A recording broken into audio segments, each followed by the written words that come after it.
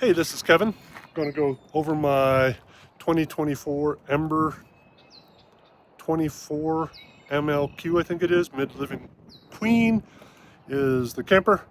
My thoughts on it, how it compares to previous campers I've had, which I've had everything from Airstreams, Intex, etc., a whole wide range, and also give the mods I've done to this and what I see going forward.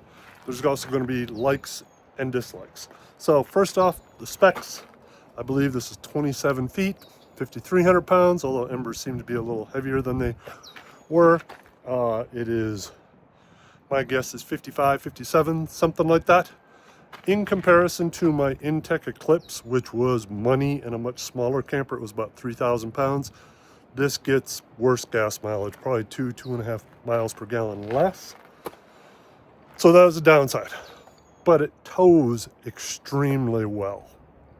First off, this camper tows excellent. It really does ride really nice. However, it does have a big profile, and when it's combined with my Lexus LX, several people have been like, that thing tows that, and it does look a little funny, but the Lexus tows it extremely well. When I got the camper, it had two Renogy lithium batteries here, 2,500 watt hours, and a little battery piece. I took and changed out the batteries because it does use a lot of electricity, and I did quite a bit of modification to the electric as well, which we will get into. So I put a tongue box here which stores cables and stuff. I moved my batteries over here, so now I got 8,000 watt hours here. It was actually fairly easy. I really just rerouted the positive mains cable that came out by the tongue. I rerouted it coming out under here, and then I moved my ground and used my ground there. I also changed the cabling to 1/0, I think it was, versus the 4/0 that it was. Anyway, I also changed up top a bit. This camper came with 570 watts of solar. I ended up putting 200 more on, so I got 770 on there. So far, it's been spring, close to the equinox. I've been able to get 2,500, 3,000 watts a day, and I'm not in a really great sun position as well. So, going on to the interior, things that I really like about this camper. The AC actually kicks ass. It really does. It is so quiet. You can have a conversation. It's quieter than the heater. It starts with a very low draw, which is what allows me to be able to power this whole thing off grid, off the batteries out there. Also, I really love the refrigerator. The refrigerator is surprisingly big. Look at how deep that is. Keeps very good temperatures, but those do take electricity, which is why I have such big batteries now. It's a very comfortable camper. Say hi to Iris. She's having a good time there. Overall, it's not done as high end as some things, and in comparison, like the Intech, I would say what the Intech does is the Intech actually removes features. So for instance, in the Intech Eclipse, at least the one I had, there were no slidey drawers at all. So you did not have that, and that was somewhat of, it made usability a little bit harder. However, it also made provided far fewer failure points. Other changes in here, I did have a shower miser added, which certainly helps conserve water. I have camped in this numerous times, down to about 15 degrees. It is done fairly well. I wouldn't call it a hardcore 4-season camper. I would say it's a light 4-season camper, but it's worked pretty well like that. Now, Ember on the E series, they wire these so that if you're, and there's, the electronics of these are cool. It switches over very fast to being on the inverter. So you literally can unplug it and it will switch over, and you probably are not going to lose the time that is on your microwave. It is probably going to say the same time, and you're not even going to lose your Starlink outside or anything like that. However, they only power GFI outlets and 12 volt stuff. You can strip this all the way down to 12 volt, which is more efficient. And you can still run TV and your refrigerator, but you lose the AC, you lose the microwave, lose all that. What I ended up doing was taking this and changing the bus. So I moved my AC and converter. You can see this empty slot here.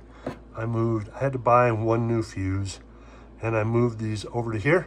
So now everything works off grid. My heater works, my AC works, my microwave works. I need to be a little bit aware of what I do and what my power consumption is.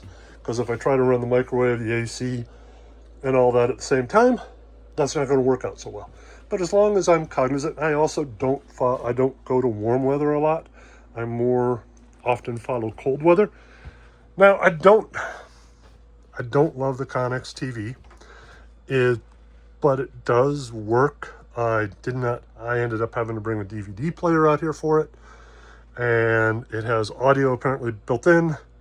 I don't consider the audio very good, so I had some Definitive Technologies studio monitors that I brought in here, and I bought a tiny little amp that powers them. However, now I got some terrific sound in here.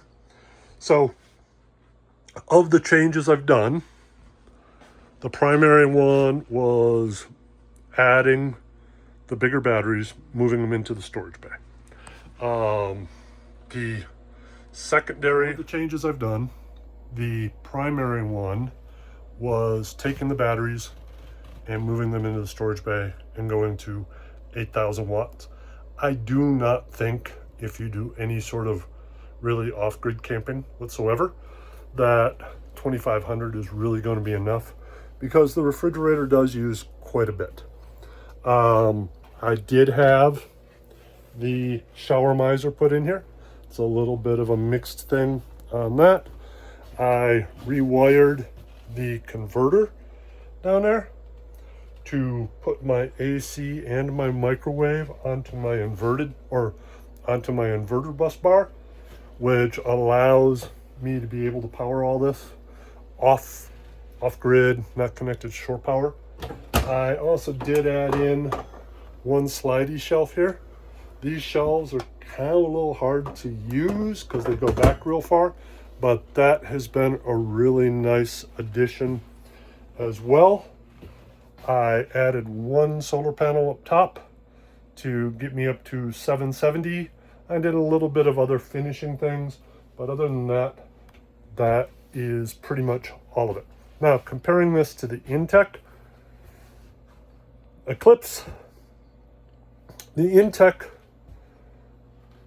was super low hassle. It just worked. I towed it all over the place. And the Intech, a lot of what I think the Intech makes the Intech work so well is that they really are fairly reductionist in their design. So they just don't offer things or near as many things like drawers and stuff like that. It's a little more bare bones, but there's less things to go wrong with it. I love the refrigerator in here. I love how this tows. I love the AC. Now that I have it, that it powers like it's off grid, I love the electronics, how fast it power switches off. That part of it is all terrific. The heater works very well. I've had it down 15 degrees multiple times. Didn't have an issue with anything freezing as long as I was running the tank heaters and the furnace in here. Not a whole lot else have I had be problematic. I had a lot of little things that needed to be fixed up, but it wasn't gigantic. Now this is a very, very livable camper. More livable than, say, the Intech was, although the Intech was really fine for 90% of what I do. This is just a bit bigger and is a little more of, I guess you would say this is more of a couples camper. Now, comparing this to, say, an Airstream Flying Cloud I used to have, which was relatively new, 2019, something like that. This feels quite a bit roomier. Of course, the Flying Cloud was similar weight, similar length. The towing, it's probably similar, although I probably got a little bit better gas mileage with the Flying Cloud and in windy conditions. That might have a benefit. I like the bathroom here much better. The Flying Cloud, I couldn't even stand all the way up in the shower due to the curvature. And I like the bedroom and storage and stuff like that much better here. If you have any questions, anything specific,